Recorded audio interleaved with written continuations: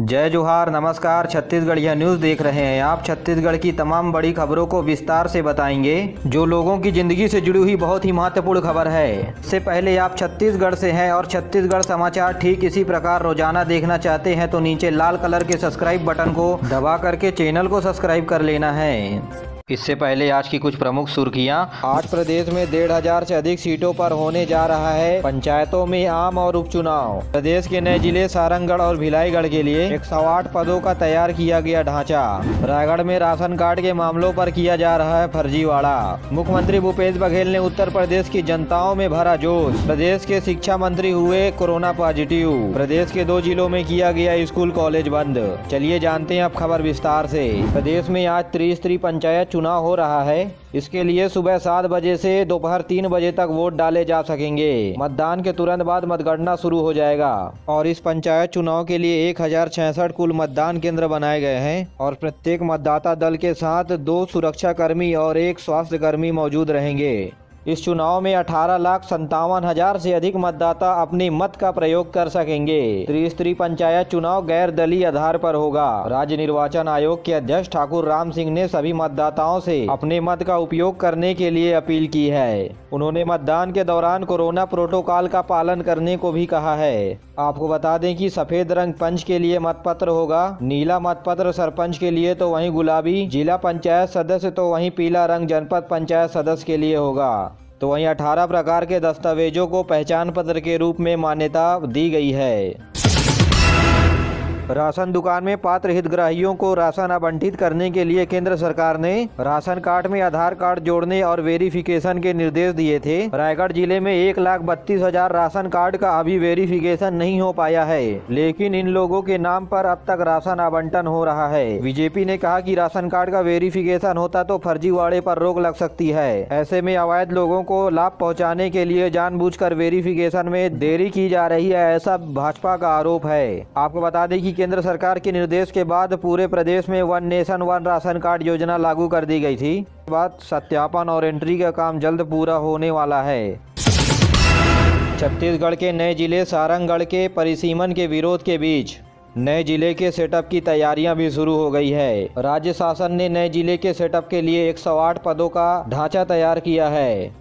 नए जिले के सेटअप में 1 कलेक्टर, 1 अपर कलेक्टर, 1 संयुक्त कलेक्टर समेत 4 डिप्टी कलेक्टर होंगे और पुलिस अधीक्षक समेत 108 पदों का सेटअप तैयार किया गया है। जिला प्रशासन ने राज्य शासन को इसे अनुमोदन के लिए भेजा है। ऐसे में परिसीमन में किसी भी तरह का फेरबदल होगा ऐसी संभावनाएं बहुत कम हैं। हालांकि स्थानीय विधायक समेत सरिया, बरमकेला, भिलाईगढ़ के लोगों को भी नए परिसीमन में फेरबदल की उम्मीद है। बस्तर के मारजून में नक्सली और डीआरजी जवानों की मुठभेड़ हुई है। मुठभेड़ से पहले इलाके में बड़ी संख्या में नक्सलियों की मौजूदगी की खबर मिली थी और इस मुठभेड़ में 1 महिला नक्सली ढेर हुई है। साथ ही मोस्ट वांटेड सुभाकर के साथ 4 नक्सली ढेर हुए हैं।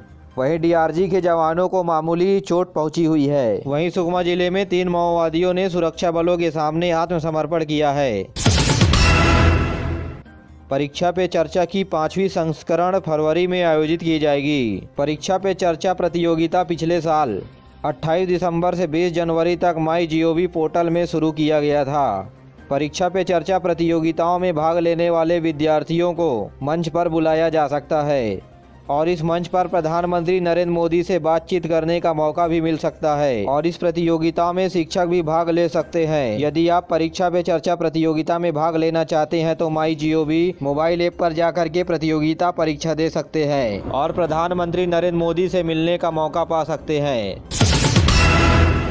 केंद्रीय गृह मंत्रालय ने सभी राज्यों और केंद्र शासित प्रदेश से भारतीय ध्वज संहिता 2002 और राष्ट्रीय गौरव अपमान निवारण अधिनियम 1971 के प्रावधान कड़ाई से लागू करने के आदेश दिए हैं। राज्य और केंद्र शासित प्रदेशों के प्रशासकों को चिट्ठी में लिख कर के आदेश दिया गया है और चिट्ठी में कहा गया है कि तिरंगा लोगों की आशा और आकांक्षाओं का प्रतिनिधित्व करता है। गृह मंत्रालय ने सांस्कृतिक और खेल कार्यक्रमों के लिए कागज के झंडे का उपयोग करने के निर्देश दिए हैं।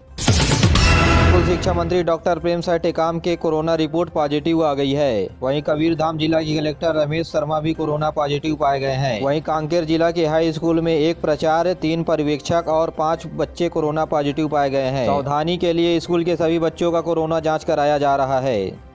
वहीं धमतरी जिले में कोरोना के बढ़ते हुए संक्रमण को देखकर 1ली से 8वीं तक की कक्षा को बंद करने का आदेश जारी किया गया है। 9वीं से 12वीं तक के पढ़ने वाले छात्रों के लिए 1/3 उपस्थिति के साथ कक्षा के संचालन करने का आदेश जारी किया गया है। इधर कोरोना से बचाव के लिए अब तक 3,35,47,000 से ज्यादा टीके लगाए जा चुके हैं।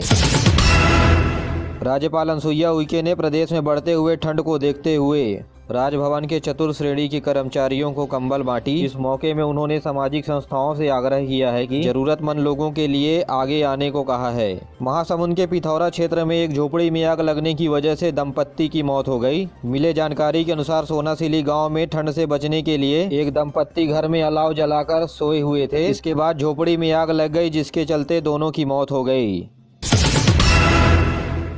रायगढ़ जिले में एक पिकअप की टक्कर से एक स्कूटी सवार महिला की मौत हो गई है, जबकि एक बच्चे समेत 2 अन्य लोग घायल हो गए। और जांजगीर चांपा पुलिस ने 4.5 लाख गांजे की कीमत के साथ 2 आरोपियों को गिरफ्तार किया है। ये गांजा उड़ीसा से अंबिकापुर ले जाया जा रहा था।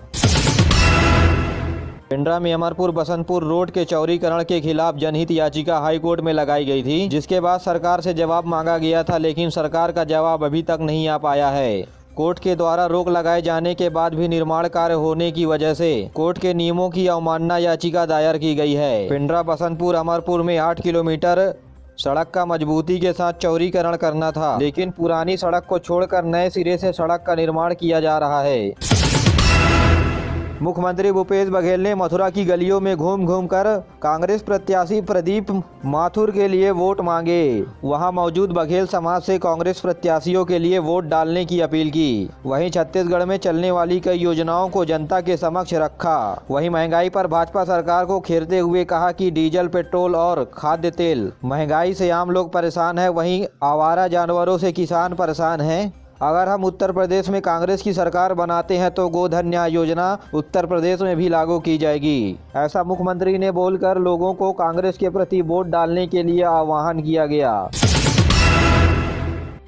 बिलासपुर में शराब बनाने की फैक्ट्री में छापेमार कार्रवाई हुई है। आबकारी और पुलिस की टीम संयुक्त रूप से कार्रवाई करने के लिए पहुंची। 20 लाख रुपए की लहना और 2 लाख रुपए की शराब जब्त की गई। सोनबंधा, लमकेना, नगराडीह में अवैध शराब की फैक्ट्री में शराब बनाए जा रहे थे, जिसके चलते अब 5 आरोपियों को गिरफ्तार भी कर लिया गया है। इसके साथ ही 5 आरोपी मौके से फरार हो गई। तलाश उनकी जारी है। आपको बता दें कि प्रदेश में जहरीली शराब और डुप्लीकेट शराब बनाने वालों पर कड़ी कार्रवाई को लेकर सरकार सख्त है, जिसके चलते प्रदेश में एक के बाद एक बड़ी कार्रवाई की जा रही है।